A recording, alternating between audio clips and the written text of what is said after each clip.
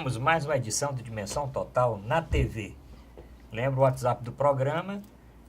Aqui é Fortaleza 85-99925-1122. Estou dizendo diferente um pouquinho hoje, né? Porque tem telespectador que pensa que é o mesmo programa. Não é o mesmo programa. Esse programa vai ao ar às segundas, quartas, sextas e domingos. Mas toda semana tem um programa novo. Então, hoje estamos começando mais uma edição do programa, que tem a produção do jornalista Ronald Machado. E eu estou aqui no programa hoje com o Dr. Mourão Cavalcante, que é médico psiquiatra, antropólogo, professor universitário e escritor. Dr. Zé Maria Filomeno, que é advogado e economista, colunista do jornal O Estado, debatedor do programa do Fernando Maia na Rádio Assunção, como o Dr. Mourão do programa do Ronald Machado, aos domingos também na Rádio Assunção. Bom, a pauta, o programa está sendo reestruturado. Os próximos dias o telespectador vai ter muita surpresa. Vamos ter um painel novo, vamos ter aqui temas diferentes, uma vinheta nova. O programa, aliás, já está chegando ao seu 5º ano. Nós vamos agora, no finalzinho desse ano, fazer essa modificação no nosso programa. Mas enquanto não, vamos falar do Moro. Sim, porque foi o tema da semana. E eu acho que daqui para a próxima semana o Moro não vai mudar muita coisa. Até mesmo porque ele tirou férias essa semana, disse que vai tirar férias, só vai pedir para sair do cargo que ocupa de juiz no finalzinho de dezembro, para poder assumir o Ministério da Justiça, o Super Ministério da Justiça, que vai englobar segurança pública, controladoria também, e outras partes mais, CGU e outras coisas mais. E eu quero saber aqui do Dr. Mourão e do Dr. Zé Maria o que é que acharam do convite do candidato, do presidente eleito Jair Bolsonaro ao Sérgio Moro e da resposta que o Sérgio Moro deu ao Jair Bolsonaro aceitando o convite. Doutor Zé Maria. Bem, foi uma surpresa para todos, né? Não o convite, porque ter o Sérgio Moro como ministro da Justiça é um privilégio para qualquer governo, dada a sua notoriedade, né? O aspecto simbólico daquele que é hoje reconhecido como grande combatente contra a corrupção, que teve um juiz que teve a coragem de condenar, encarcerar poderosos da política, da economia. Agora, para o Sérgio Moro também vai ser um desafio muito grande, porque o Sérgio Moro foi juiz a vida inteira, está habituado como juiz a dar canetadas, vamos dizer assim, a tomar decisões isoladamente, não tem que prestar conta com ninguém, não tem que fazer acordo com ninguém, ele delibera de acordo com o seu único juízo. Sua única obrigação é de fundamentar as decisões e dar publicidade. No Ministério da Justiça, não.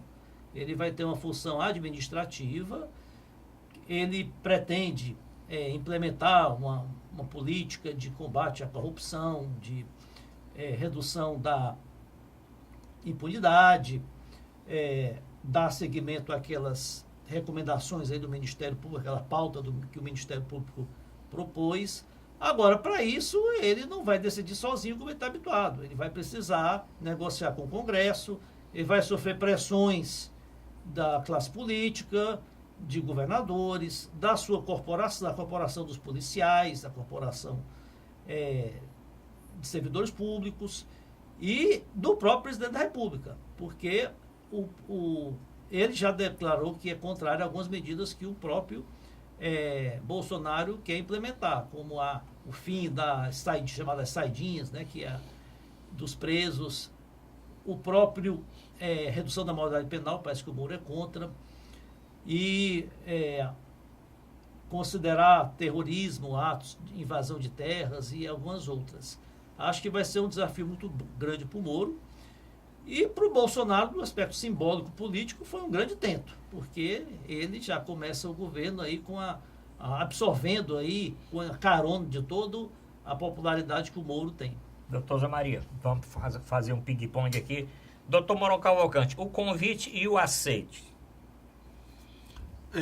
Está extremamente coerente com a hipótese que eu sempre fiz aqui nesse programa, de que parte do judiciário Judiciário de Curitiba, da Justiça Federal de Curitiba, que é a quarta região. 13ª. Quarta região. 13ª vara que ele pertence, né? Não, 13ª vara federal. Não, estou falando da circunscrição da Justiça Federal. É a quarta que engloba o Paraná. Exato. E o Rio Grande do Sul, Santa Catarina. Região sul do país. Santa Catarina, Paraná, Santa Catarina e Rio Grande do Sul. Então, essa quarta região, ela foi instrumentalizada para ser usada politicamente. Nós temos diversos exemplos disso, repetidos exemplos disso, que diziam que foi criada uma república, a República de Curitiba. Esse nome não fui eu quem criou. E que, através do seu chefe dessa república, que era o juiz Moro, o objetivo era punir o PT, Lula e Dilma. Tanto é que os outros que foram arrolados no Lava Jato sempre teve o pretexto de que tinha imunidade, tinha isso, tinha aquilo, faltava isso, faltava aquilo, ou não era da circunscrição do homem, etc. e tal. De modo que ele tornou-se uma figura ímpar, não pelo seu tirocínio judiciário, mas porque mostrou, e existem inúmeros exemplos disso, a começar, por exemplo, da revelação do telefonema que ele fez da Dilma para o Lula. Em 2016. Ele não podia jamais ter revelado um telefonema da presidente da República. Um juiz de primeira instância, isso é o beabá. 2, ele revelou em repetidos momentos episódios ou parte das delações premiadas. A mais esdrúxula, a mais grave, ele fez no período da campanha do primeiro turno, quando ele pensou depoimentos do ex-ministro Antônio Palocci e, sem nenhum pretexto, a não ser político, ele vazou para a imprensa. Óbvio que isso não foi o que motivou o resultado, mas foi um belo empurrão. Então, por tudo isto, é que se dizia, e aliás não foi por causa da escolha agora, mas até antes, os advogados e alguns estamentos do Judiciário Nacional faziam esse tipo de suspensão. Agora, convite formulado, convite aceito, esta suspeita fica cada vez mais gravemente provada.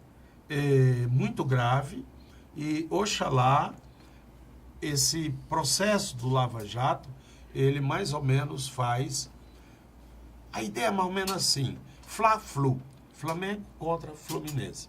Aí o juiz que apitou a final e marcou um pênalti para o Fluminense aos 40 minutos do segundo tempo, uma semana depois, esse juiz que marcou o pênalti contra o Flamengo é convidado para ser o técnico do Fluminense. Mais ou menos por aí, para que se entenda.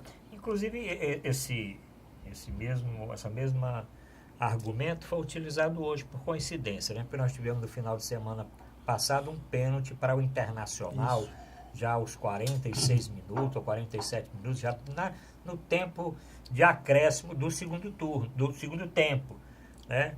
No jogo entre o Internacional e o... Palmeiras, né? Não, foi agora no final de semana passado, né? Internacional, não estou lembrando bem, contra era outro clube. E foi dito isso, porque só faltava esse juiz ser convidado para ser eu discordo. O técnico do Internacional. Eu discordo dessa leitura do doutor Mourão. Primeiro porque o Sérgio Moro não está sendo premiado. Pelo contrário, ele está submetendo, está renunciando a magistratura, que lhe dá vitalicidade, lhe dá diversas prerrogativas. Pessoalmente. Ele tem que renunciar, ou seja, o sacrifício que ele está fazendo. Pessoal, sim. Político, ideológico, não. Outra coisa, não existe Fla-Flu, não existe Bolsonaro contra os processos criminais São processos criminais. Que quem está de um lado é o Ministério Público que oferece a denúncia contra os réus. E o Sérgio Moro, ele não foi rigoroso só com o PT, não. Ele tem sido rigoroso com toda radical nas suas decisões, eu acho que até, de certa forma, até algumas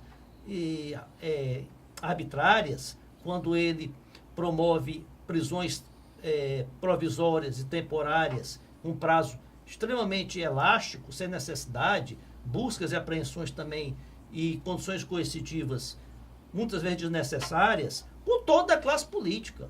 Classe política que sofreu muito com a Lava Jato. Você tem condenação, são 140 condenações, e políticos de todos os partidos, o MDB, o maior algoz do PT, do governo Dilma, foi o Eduardo Cunha. Não fosse o Eduardo Cunha, Dilma estava na presidência até hoje. E o Eduardo Cunha não deu um mês que ele saiu da presidência da Câmara, já foi preso, está preso até hoje. E eu posso citar inúmeros outros, né? A condenação do Lula foi quase 1 ano e meio atrás. Seria muito exagero, né? Muita forçação de barra achar que o Sérgio Moro teria condenado o Lula vislumbrando que o Bolsonaro viesse a candidato para ser ministro da Justiça. Não. Né? Seria muita imaginação isso.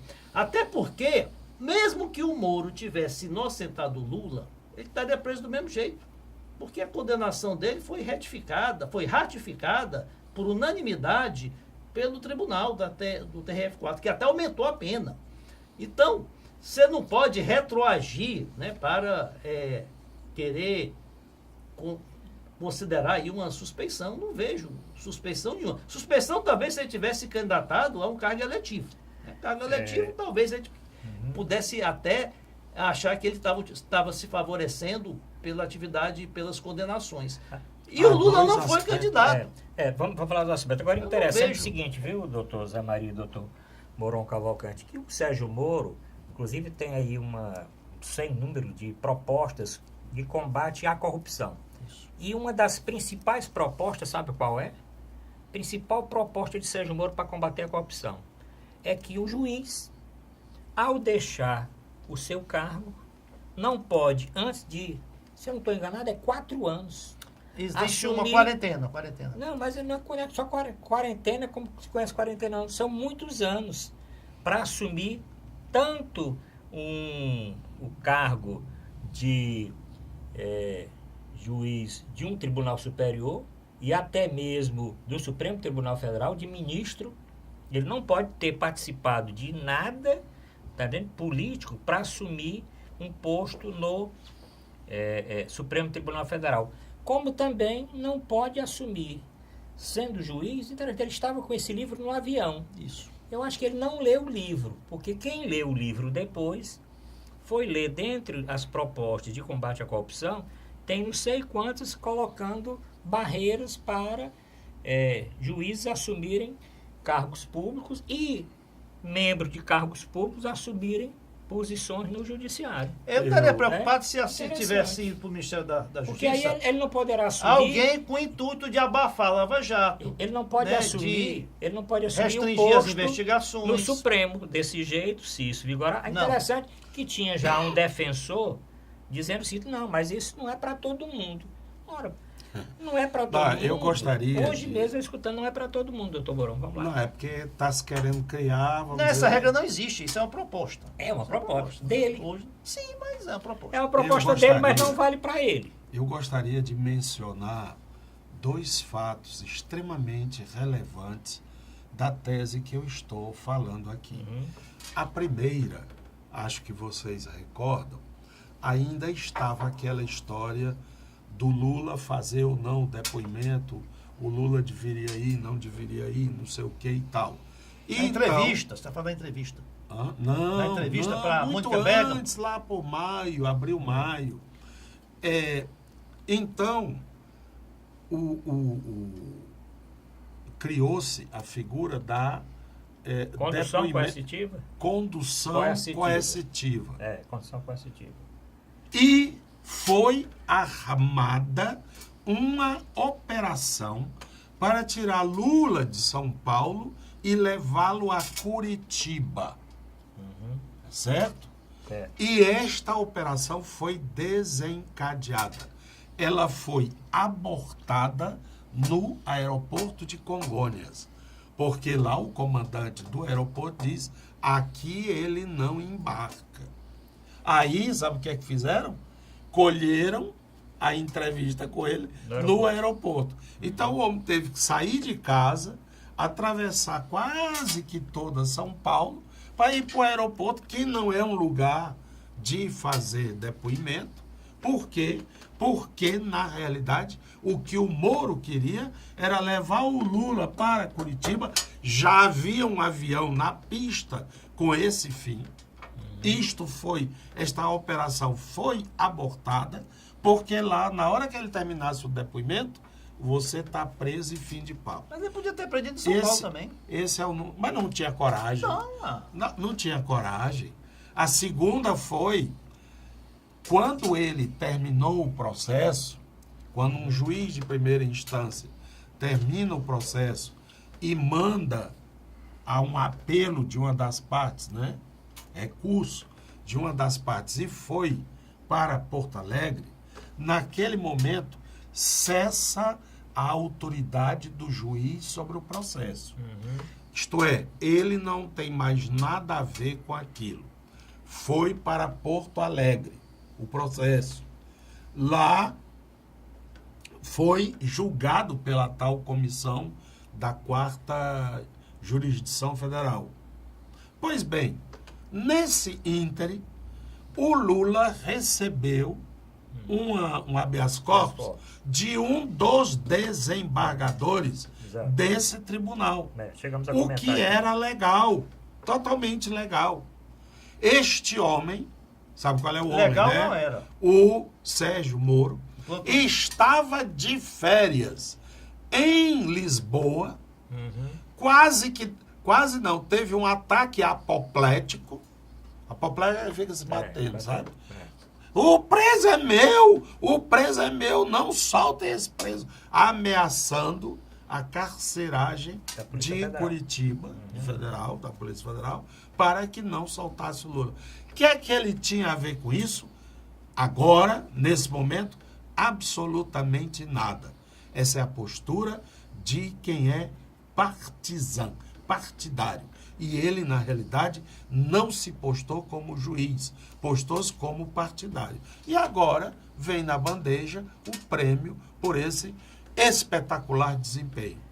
Nós sonhamos com outra justiça que considere a todos em igualdade de condições. O que falam muito, né, doutor Osmar, desse ativismo. Inclusive, eu lendo muitos colunistas e jornalistas, inclusive de direita ou liberais, Reinaldo Azevedo é um exemplo desse, né? Ele tem críticas com relação a esse ativismo, inclusive, recentemente, num comentário que fez a respeito disso, colocou como tem sido o primeiro, nas primeiras operações, a colocar nos seus escritos este ativismo político do juiz Moro.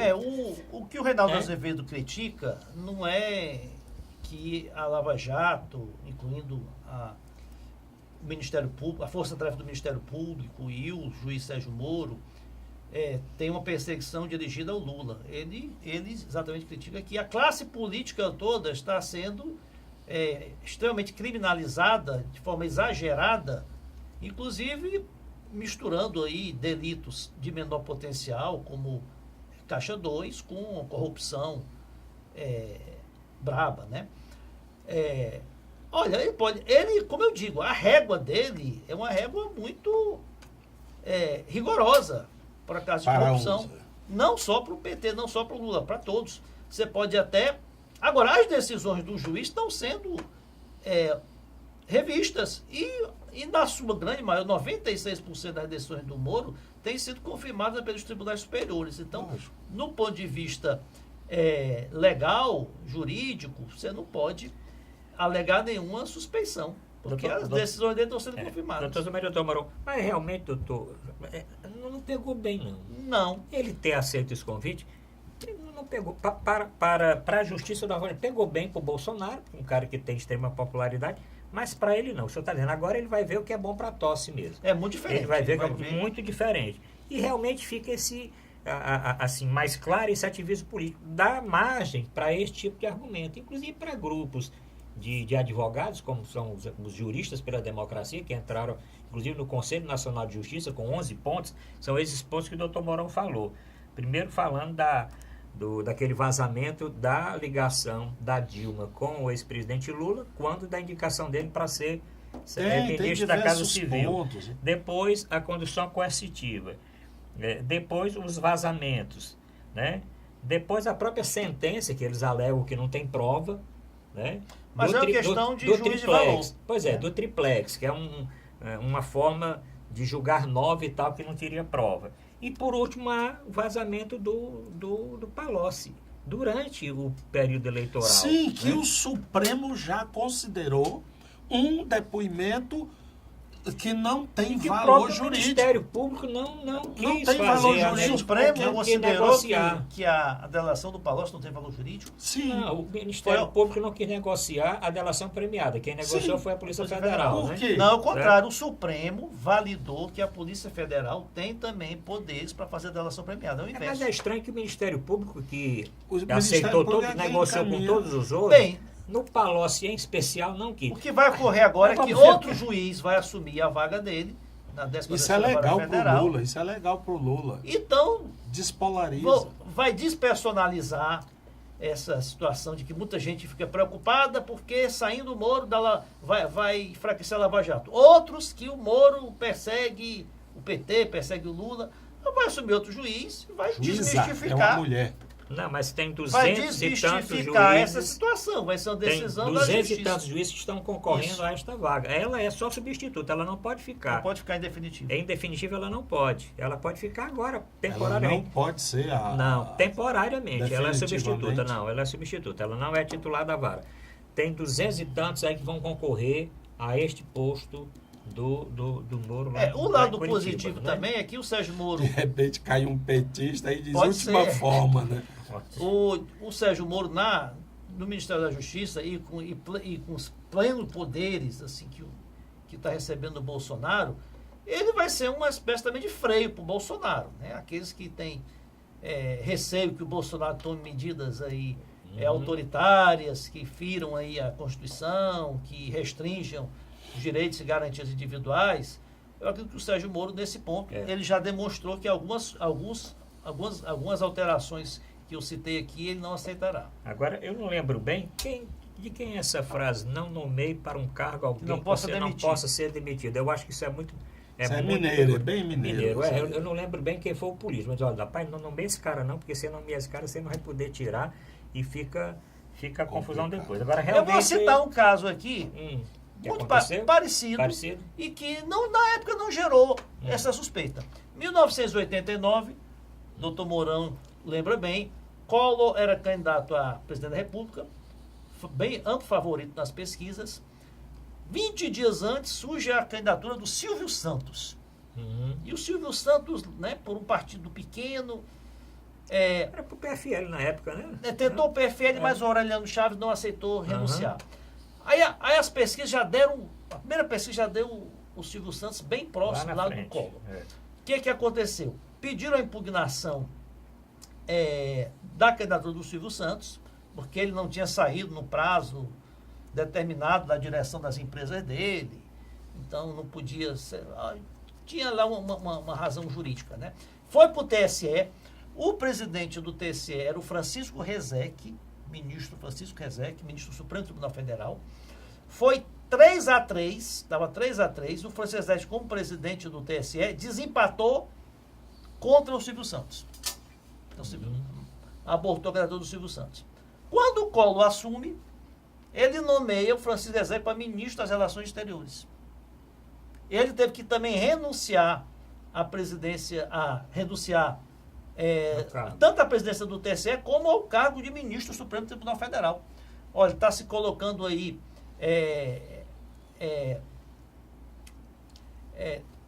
Agora o exemplo...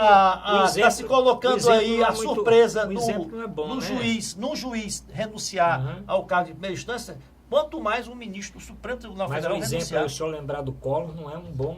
Sim, eu só estou dizendo que na época não se falou. Não é um bom exemplo. Olha, isso aí foi pagamento, porque ele... Não é um bom exemplo para o Bolsonaro, não. Bom, mas vamos ter que terminar o primeiro bloco, depois pinga fogo no segundo, e nós vamos continuar falando deste assunto. Voltamos já.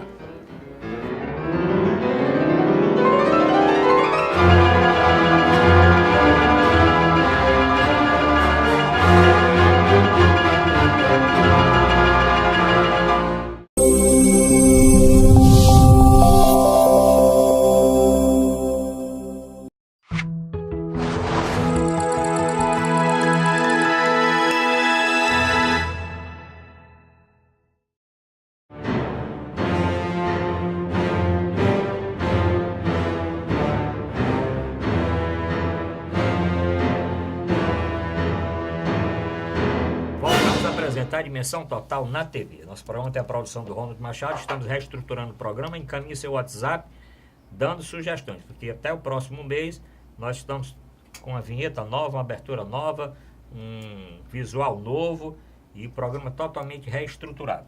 Ajude a reestruturar o programa encaminhando uma mensagem para o WhatsApp do programa, que é Fortaleza 85 99925 1122.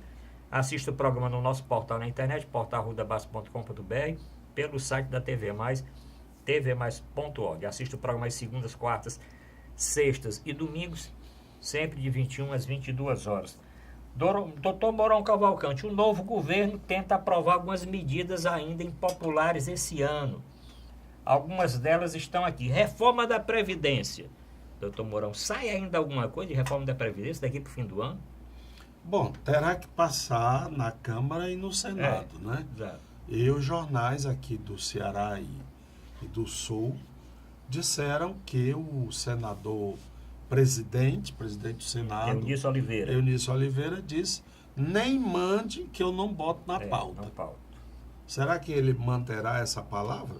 Se ele mantém, fim de papo, até o próximo ano. Doutor Zé Maria, reforma da Previdência, sai alguma coisa? O Bolsonaro está dizendo que queria pelo menos que mudasse a idade mínima, né? Bem, a minha posição já é conhecida, eu sou favorável à reforma da Previdência, acho indispensável para que o país ajuste suas contas e evite aí uma quebradeira do Tesouro Nacional no futuro bem próximo. Agora, acho muito difícil, né? Teria de ter uma conjunção de esforços do Temer, que é hoje, que ainda tem a caneta na mão, ainda tem muita influência. A tinta está acabando, né? Mas tem ainda, né? As letras já estão falhando. Água bala na agulha. E do presidente que vai entrar, do Bolsonaro. Né? Ou seja, em sentido figurado, um tem um cheque à vista, outro tem um cheque pré-datado para negociar. Acho difícil, porque muitos deputados não se reelegeram. Esses deputados que não se reelegeram metade, né? Vão ficar numa situação difícil até de perspectiva política. Sim, eles não vão querer se queimar, né? Por outro lado, é o contrário também. Como perderam a eleição mesmo, não tem também do que se queimar. Não é só daqui a 4 anos que vai ter outra eleição. Daqui para lá ninguém se lembra. Daqui a 2 anos tem eleição. Ninguém se lembra mais como votaram. Mas o Brasil eu também cai no esquecimento. Eu concordo com todos os homens. Eu acho que não tem tempo. O resultado das eleições deste ano mostra que o povo não esquece, não. Eu acho que não tem tempo aí para essa reforma, mesmo essa reforma mínima. E segundo, né? Candidato nenhum discutiu reforma da Previdência nessa campanha. Se candidato nenhum discutiu, o que se espera, o que o povo espera, é que o candidato que foi eleito, a partir de janeiro, lance a sua proposta. E não aproveitar essa proposta, que eles quer uma coisa dessa proposta. Não se discutiu essa proposta. Tem um detalhe muito importante, doutor Arruda e Zé Maria, é que houve uma CPI da Previdência no Senado. Sim. Né?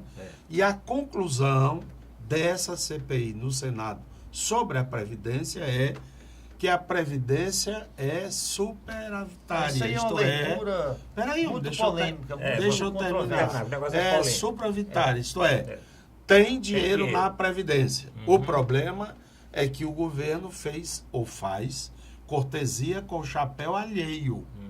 Aquelas dívidas que empresas têm com a Previdência são dispensadas, são abolidas, são perdoadas. E cai tudo no espinhaço do trabalhador.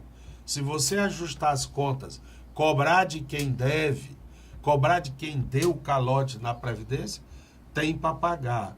Claro que necessita de ajustes de gestão, O que está vendo é que este ministro da Fazenda, da Economia, sei lá o que é que ele vai ser, Paulo Guedes, veio com o propósito de instalar empresas que vão explorar o mercado da Previdência. Então, tem que quebrar as pernas das previdências públicas, tanto federal como estaduais e municipais. Porque é quebrando a Previdência Federal, estaduais e municipais que você abre o mercado para essas empresas. Da mesma forma que o doutor Meirelles passou o tempo todo quebrando as pernas do Banco do Brasil, da Caixa Econômica e dos outros bancos ainda estatais, para poder entrar o bloco das... Né? Você tem uma cidade aqui como Maracanaú, tem uma agência do Banco do Brasil, tem 4 do Bradesco. Por quê, hein? Por quê? Mas, doutor Mourão, rapidamente, sim, vamos lá, porque a nós temos outros reforma temas é aqui. Exatamente para evitar que a Previdência Pública não quebre. Porque se continuar como está, vai quebrar. Aí as particulares é que vão ganhar mercado. Não. É exatamente isso, mas a é reforma. essa para boi dormir. Não. Você acha que esses senadores são irresponsáveis? Não, esses Eles foram vão fazer... técnicos do TCU que fizeram lá Não fizeram banalize, não. Fizeram uma leitura equivocada. Esses técnicos do TCU não são tão competentes. Olha, porque... nem o PT, nem a Dilma, nem o Lula diziam que não tinha déficit da Previdência. Mas ninguém está falando Todo do dizia. Lula, não. Mas tem outros temas aqui. Eu acho que essa reforma da Previdência é o seguinte, eu acho que vai ficar para o próximo governo, e o Paulo Guedes, que vai ser o ministro da Economia, super-ministro da Economia, disse que tem uma proposta nova, que é uma proposta nova que foi, inclusive, iniciada no governo Pinochet, no Chile, na época da ditadura. Tem uma partezinha que é de capitalização, não sei o que, não sei o que. Não está dando certo no Chile. Não está dando certo. Que agora as pessoas vão receber sua aposentadoria, foi 40%, 30%. Não está dando certo. Não deu certo. O gato comeu. O gato comeu. Ah. Bom, mas temos ainda outros temas. A lei... Mas aqui nós já temos essas histórias de gato comer, homem. O gato comeu, Tem. Não importa o tamanho do gato, nem a raça do gato, mas come. O problema do Chile é que foi feito na época que fizeram essa reforma, fizeram uma expectativa de vida que a pessoa teria uma sobrevida de 5 anos, 10 anos. Só que a medicina evoluiu, a condição de vida evoluiu, as pessoas estão vivendo mais. Então o dinheiro acabou. Mas nós vamos discutir isso depois. Porque tem também outros temas polêmicos que o governo quer negócio aprovar. Legal aí. Meu pai, sim. querido pai, que Deus o tenha, ele, durante muitos anos, ele era funcionário público federal. Portanto, também. ele teria uma aposentadoria boa ao modo do salário, né? Quer dizer, não haveria tanto abalo, etc. e tal. Apesar disso, eu lembro que durante anos, ele guardava uns carnés, sabe o quê? GBUX. Papai também, GBUX. Né? E mais, isso Quebrou. aqui é garantido.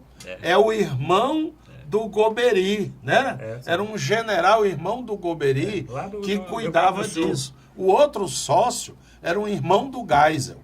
Também. Rapaz, quando meu pai faleceu, a minha mãe foi atrás com um irmão que entende mais disso. Olha que ele pagava uma base assim, do que seria hoje uns R$1.000. Durante anos, 15, 20 anos, sei lá, 30 anos, receberam parece 20 mil, 30 mil. História lá de casa E olhe lá, foi preciso ir atrás não sei de quem, não é aqui, é acolá. Cadê o papel disso, cadê o papel daquilo? E era mantido por oficiais do glorioso Exército Nacional. Agora tu imagina um negócio aí trazido por esse Paulo Guedes. Por isso que a gente não pode deixar a nossa Previdência Social quebrar. Mas, doutor Zé Maria, vamos aqui a outros temas que o governo quer ver se aprova até o final do ano, que eu não acredito. Lei antiterrorismo, que o Magno Malta, senador não reeleito lá de Santa Catarina, é o relator e ele quer votar ainda esta lei antiterrorismo, colocando como terrorismo qualquer ato que seja contrário ao Eu gostei governo. do meu O Sérgio parente. Moro, o Sérgio É Moro. contra. O Sérgio Moro já disse que é contra. É contra. É. Pois é. É. Então, o senhor acha que essa lei de terrorismo vai pegar? Não, inclusive o general Mourão Sim, Mourão. já disse que o O Magno Malta. Magno Malta está atrapalhando. Não, disse que ele é um elefante na Não, sala. camelo. Pronto. É um Ele disse que camelo? É um camelo. Não, ele primeiro foi elefante, aí ele viu que era muito. Era muito. Aí Depois ele passou falou pro camelo, tem que arranjar um deserto para esse camelo. Tem que Eu acho que arranjar. o Magno Malta está dizendo que vai ser ministro de qualquer maneira. Eu não acredito que vai ser ministro. É um não. cara que explora, inclusive, a religião, se fazendo de pastor, fazendo orações, não sei o quê. Doutor Zé Maria, então, lei A terrorismo, eu acho verdadeira que não vai igreja. passar Não. também. Não vai passar. De jeito E a escola sem partido, que é outra proposta que está aí. É do filho do da Bolsonaro. doutrina, que é do né? filho do Eduardo Bolsonaro. Essa história sem partido passa também daqui para o fim do ano? Essa eu acho que talvez seja mais fácil, né? Mas o que é acho que é escola Porque sem essa não é partido? emenda constitucional, essa eu acho Mas que você é. acha que vai passar essa escola sem partido aqui para o fim do ano? O que é, Zé Maria? Eu queria saber o que é escola sem Escola partido. sem partido tira aquela licença da cátedra do professor. O professor tem, quando entrar na sala de aula, eu agora vou dar minha aula, eu vou ler um papel que está na parede dizendo o que é que eu posso ou não dizer. Não, mas como é Não isso, pode doutor Zé? doutrinar. Tira o professor não doutrinar. Aí fica difícil quem for professor de história, vai ter que modificar um pouco aí da história da humanidade e da história do Brasil. Eu acho que você não vai pode, passar, você não Acho que pode, não pode censurar o professor, não pode. O professor tem que ter liberdade de dar sua aula, de ministrar a sua disciplina naquele método pedagógico e naquele conteúdo que ele domina, de que ele entende ser o mais apropriado. Não pode também politizar a aula, né? Deve Como tem os alunos professores têm que liberdade para, politizam. inclusive, reclamar. Eu sou contra. Eu também eu- sou. Esse Olha, congresso... esse pessoal desse como é, escola sem Sem partido. partido. Vou dizer três coisas. Certo. Fidel Castro foi seminarista jesuíta, Sim. né? Uhum. Não foi? Foi. E Stalin foi seminarista jesuíta. Tem outro, um terceiro, de igual naipe, né? Que foi estudante dominicano. Eu imagino que nenhum deles foi Doutrinado lá. doutrinado por essas essas doutrinas que doutrinas. depois eles abraçaram, né? Uhum. O que eles abraçaram. E que o que eles foi na aprenderam. escola? Olha que nós estávamos numa escola do início do século XX, onde o professor chegava, os alunos se levantavam e tal. Quem foi que disse na cabeça de alguém que porque o professor diz uma coisa, o aluno acha que aquilo é verdade? Não. Mas Eu hoje- tive muitos professores que eram extremamente reacionários. Mas o que me chamava a atenção deles era a honestidade de propósito. Eram virtudes outras, não é? Eu lembro, por exemplo, no Colégio Cearense, irmão Abdon Chanel. Irmão Abdon chamava, Abdon Chanel. Ele era reacionário até o gogó. Quase porque, todos, né? porque o coitado fui foi alguns lá, expulso da França. Ele era de origem, o nome dele era judeu. Então ele ficou marcado por aquelas coisas da Europa. E ele veio aqui para os trópicos. Né? Então, os alunos são mais inteligentes do que esses caras que estão propondo essas ideias aí. Eu não vejo uma pessoa inteligente defendendo esse negócio. É só gente meia quadrada, gente que não sabe nem dialogar. Agora esse Vamos congresso discutir é muito esse conservador, assunto? esse congresso que vai entrar agora. no ano que vem. Mas eu acho que a população está meio vacinada. O que eu acho que o presidente, os apoiadores do presidente têm que ver, que a eleição foi muito dura. Não tem ninguém que ganhou com 90% da população, não. Muita gente não votou, muita gente votou em branco. Nós fizemos até o balanço da semana pós-eleição aqui. Mas o Estatuto de Desarmamento, que é uma bandeira do candidato Bolsonaro, também está na bica aí e estão querendo ver se vota alguma coisa desse estatuto, que revogar o Estatuto de Desarmamento ainda nesse governo. Acho muito difícil. Os próprios defensores dessa ideia, eles já estão começando a colocar nuances na história. É uma arma, mas uma arma dentro de casa. Uhum. É uma arma, mas tem que fazer um teste. O responsável tem que, né, aqui para nós, se o telespectador não sabe, o nosso bravíssimo presidente eleito, Jair Messias Bolsonaro, ele tinha uma pistola, não sei como é o nome, ponto .40, ponto não sei o que. Uma dessas bichas assim que basta o cara ter raiva, já mata o outro. Pô, ele foi assaltado, tomaram a arma dele, levaram ele não sei para onde. Ele ficou no meio da estrada. Da moto, né? Tava de moto. Não, não era moto, não, era carro. Acho que era moto. Ou de moto ou de carro, né? Dirige, ele é motociclista. Levaram a arma dele. Bom, levaram a arma dele. E como é que pode? Imagine eu, um fuleiragem que não sei nem. Eu discordo totalmente, eu sou totalmente anti-armamentista, eu acho um retrocesso se armar a população a título de que o cidadão tem direito de se defender da bandidagem. Claro que tem situações excepcionais, no campo, aquele cara fazendeiro, que até para se defender até do animal, né, do animal selvagem, pode precisar de uma arma. Agora, na região urbana, quanto mais arma em poder da sociedade, mais crime nós vamos ter. O fato de ter livre trânsito e comercialização de armas no câmbio negro, isso não justifica de forma alguma que o Estado permita que o cidadão comum tenha arma de forma sem qualquer critério. E mesmo que haja algum critério, eu acho totalmente imprudente, né, o Estado incentivar o armamento da população. Bom, estamos terminando o segundo bloco.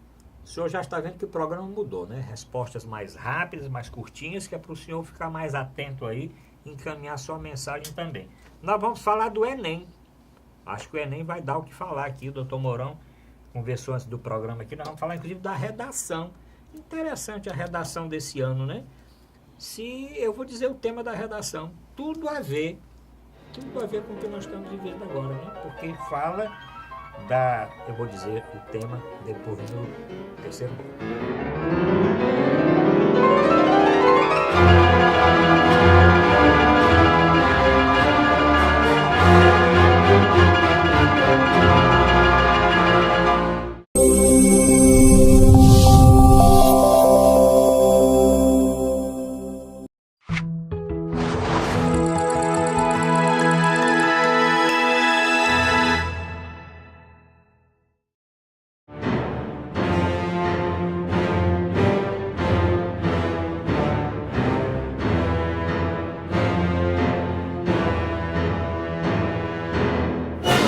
A dimensão total agora no último bloco do programa. Produção Ronald Machado, WhatsApp, todo mundo já sabe, 85999251122, portal na internet, portalrudabaixo.com.br, site da TV Mais, tvmais.org para assistir o programa ao vivo, ou no canal 15 da Multiplay, quem tem Multiplay. Mas a redação do Enem, doutor Mourão, foi o seguinte: tema: manipulação do comportamento do usuário pelo controle de dados na internet. Fake news. Como é que é de novo aí? Só para eu associar. Manipulação do comportamento do usuário pelo controle de dados divulgados na internet, falsos ou verdadeiros. Sim, foi muito discutido agora nessa campanha, inclusive. Aliás, interessante, esse tema, falando de manipulação de usuário de internet, pelo que é postado, né, verdadeiro ou falso, e eu nunca vi fake news dentro do Enem. Fizeram fake news de pessoas que chegaram atrasadas que não eram estudantes matriculados para fazer o Enem. Pessoas gravaram, alguém se passando por estudante que chegou atrasado. Fake news antes do Enem, poucos minutos antes, dizendo que tinha sido suspenso no Nordeste. Inclusive no site G1, o G1 teve que divulgar uma nota, assim, com urgência, para dizer que aquilo era mentira. Que não era manchete do portal de notícias G1 que o Enem tinha sido cancelado. Pois poucos minutos antes, nem uma hora antes, saiu divulgando que as pessoas não precisavam ir mais para a prova, porque não ia ter Enem, que o Enem estava cancelado no Nordeste. Eu tenho a impressão, pelo que eu pude, por isso eu pedi para repetir, que ele está colocando algo ainda mais mais profundo, mais complexo, que é o seguinte: o uso dos dados dos usuários, né, na mudança de comportamento.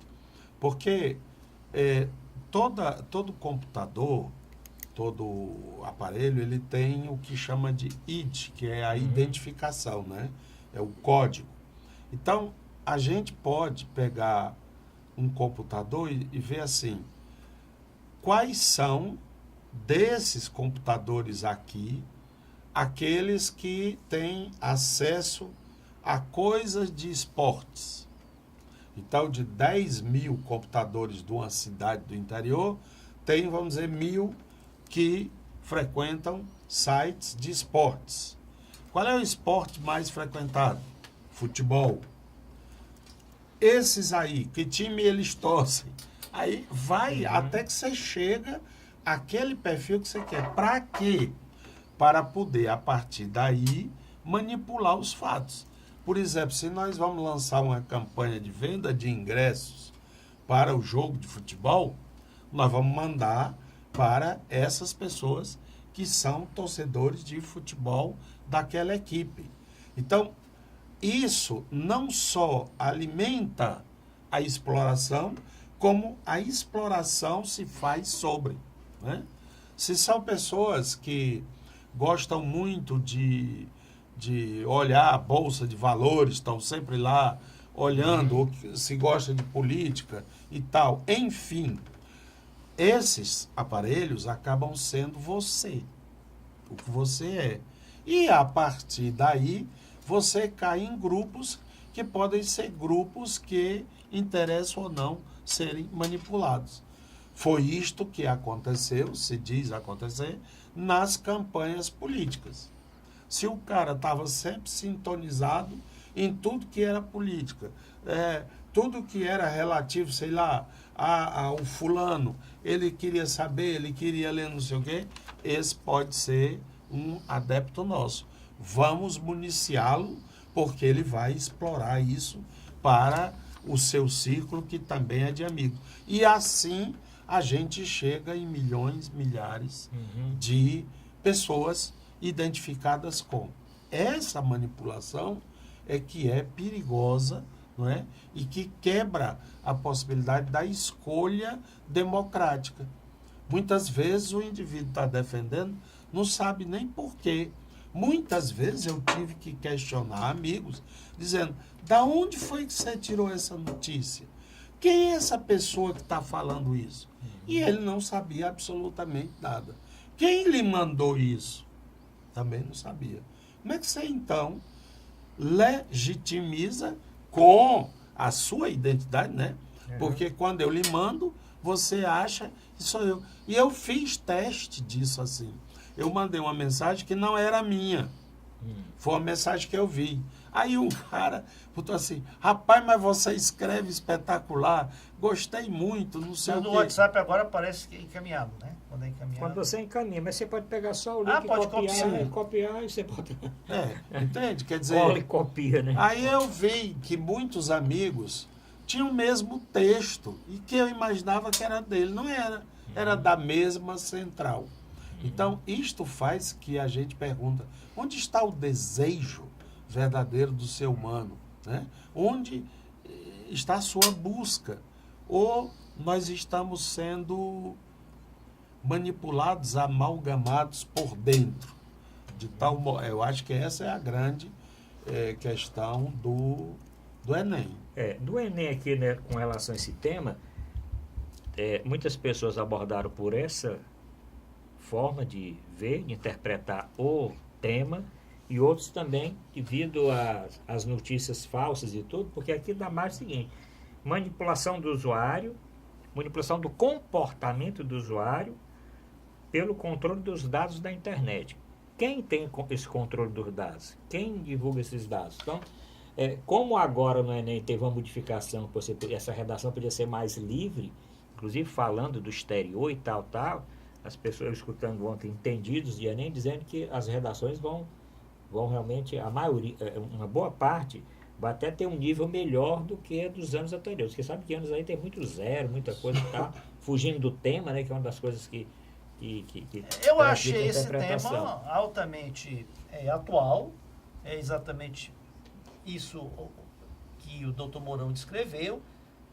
Se utiliza os dados, né, se mapeia, né, as áreas de interesse do usuário e se utiliza isso de forma comercial para mandar anúncios de produtos que ele tenha buscado, e também tem se utilizado agora no viés político, né, para, principalmente nas redes sociais, se capta aí qual é a tendência de preferência ou qual o ciclo de relacionamentos da pessoa, e se utiliza esses dados politicamente para direcionar mensagens favoráveis ou contra determinados temas. Agora, eu achei esse tema muito complexo para uma redação de Enem.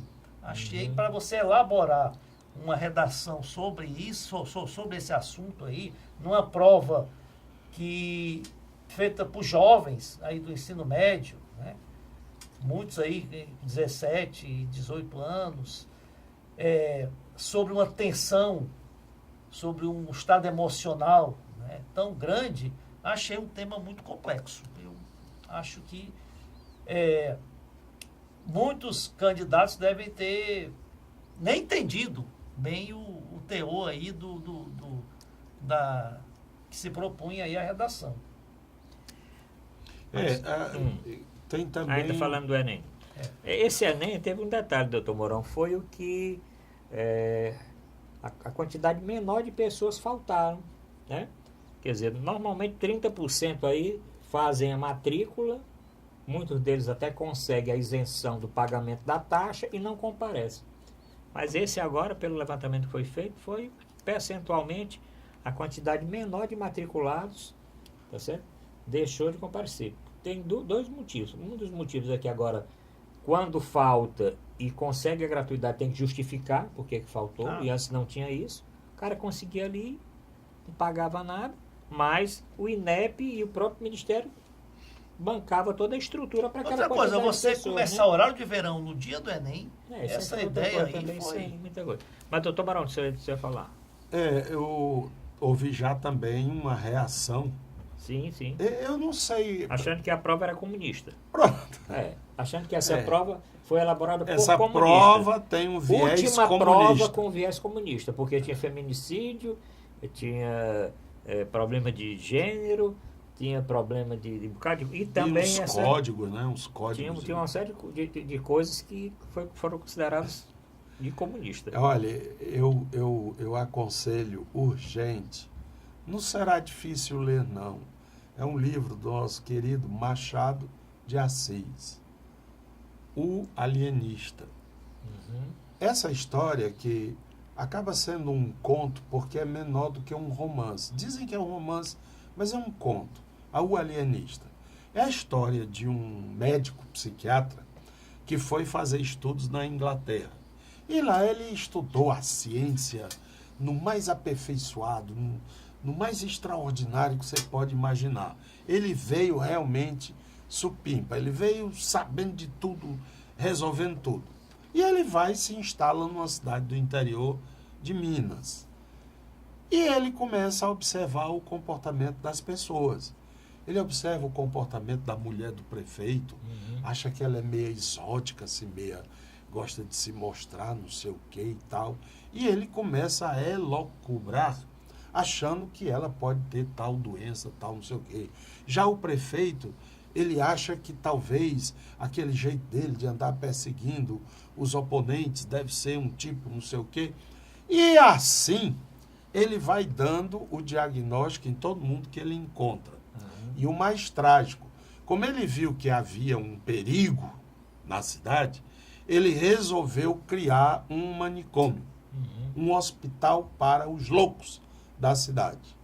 E ele comprou um casarão abandonado, meio velho, mandou ajeitar, pintou, ajeitou as janelas, as portas e tudo, e começou a depositar, porque ele tinha uma grande autoridade científica, a depositar esses loucos nesse tal palácio, nesse tal prédio.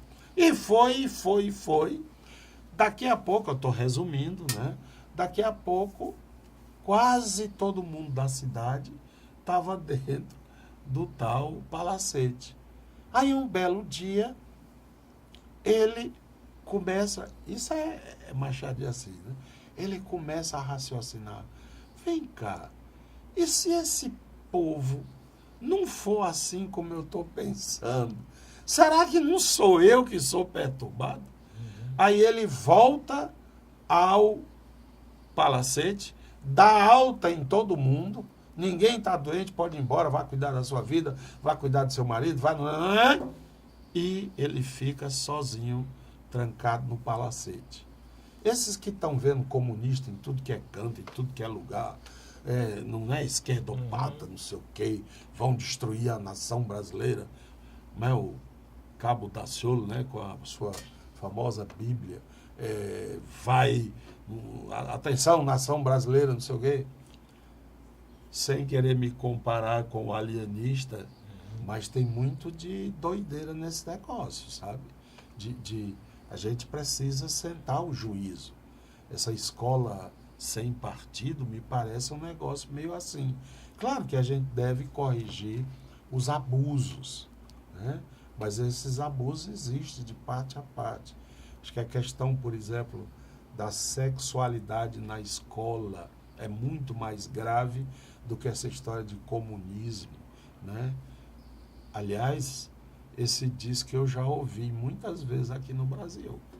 Doutor Zé Maria, com relação a isso, porque não... nós vamos deixar uns minutinhos aqui, o doutor Moura às vezes não gosta muito, mas o time dele subiu para a primeira divisão.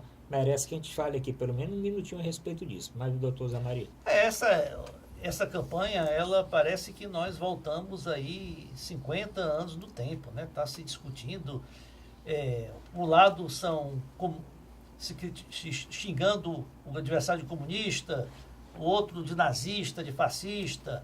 Olha, acabou, não existe mais comunismo, não existe mais, não tem nazismo, fascismo. Olha que tem. Pelo contrário, o que existe realmente, o brasileiro quer propostas, quer saber como se resolve os problemas do dia a dia, o problema da segurança, o problema da economia, da geração de emprego, como é que se melhora a educação, a escola do seu filho, como é que se melhora o trânsito, a questão do meio ambiente que se passou desapercebida aí nessa campanha eleitoral. Então, essas taxações, esses xingamentos comunista, acabou, não existe, depois do acabou o Muro de Berlim, não existe mais comunista. E eu acho interessante que ficam criticando propostas contra a homofobia como comunistas, quando os países comunistas são altamente homofóbicos, né? É até crime ter relações homoafetivas aí em Cuba, por exemplo, na Coreia do Norte.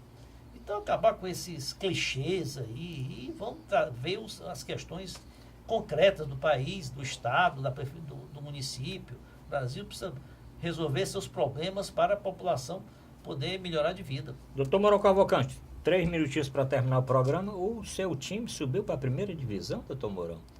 Inclusive, eu escrevi aqui uma crônica minha, o Leão e meu Vozão na primeira divisão. Convido para os nossos... Aliás, é hoje, né? O jogo do Ceará. Dessa semana.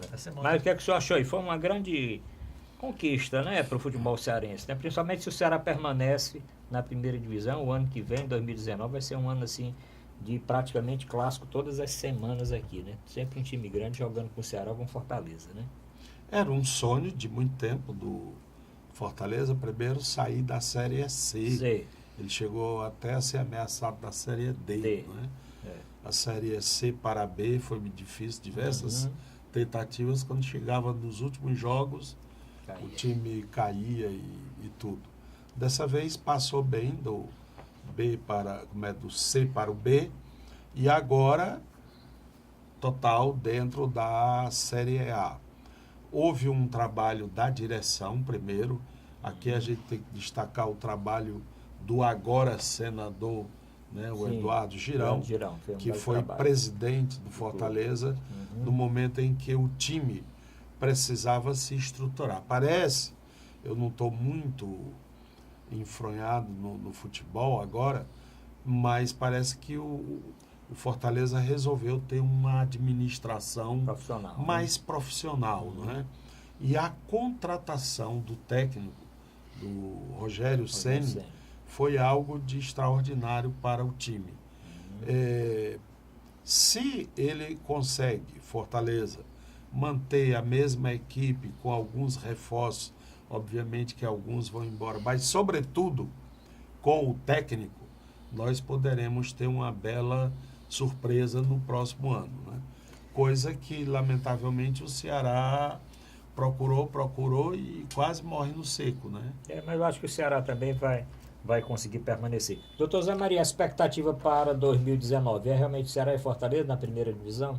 Olha, esperamos que o Ceará também consiga permanecer na primeira divisão e faça companhia ao Fortaleza, que, como bem disse o doutor Mourão, todo esse sucesso que nem o mais entusiasta, apaixonado torcedor do Fortaleza imaginava que fosse ter uma campanha tão vitoriosa como essa, de liderar praticamente o campeonato inteiro, desde a terceira rodada que o Fortaleza lidera a Série B, já está classificado para a Série A com quatro rodadas de antecedência, muito provavelmente, tenho quase certeza que será campeão da Série B, e é um feito inédito, um feito extraordinário.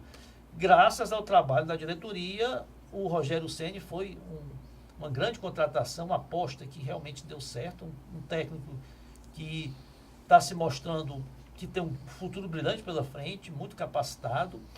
E o Ferroviário também, não falando do Ferroviário, foi campeão da Taça Fares Lopes, teve um ano também magistral, Ferroviário, fez uma campanha surpreendente na Copa do Brasil, chegou acho que até a quarta rodada, foi campeão brasileiro, né? Da mesma forma que o Fortaleza deve ser campeão da Série B, o Ferroviário foi campeão brasileiro da Série D, é um título nacional, né? E está garantido, ano que vem na Série C, vai ter um calendário completo, que isso é importante para a sua sobrevivência, e vai continuar pelo a Copa título do Brasil, da né? Fares Lopes, que conquistou vencendo o Calcaia no último domingo por 3-1, vai para a Copa do Brasil ano que vem. Garante então, vaga. de parabéns. Vamos esperar que o Ceará também cumpra a sua parte e se mantenha na Série A. Bom, estamos terminando o programa. O telespectador viu que mudou um pouquinho. Encaminhe sua sugestão para o novo Dimensão Total. Obrigado, doutor Zé Maria. Obrigado, doutor Mourão. Obrigado principalmente ao nosso telespectador. Até a próxima semana.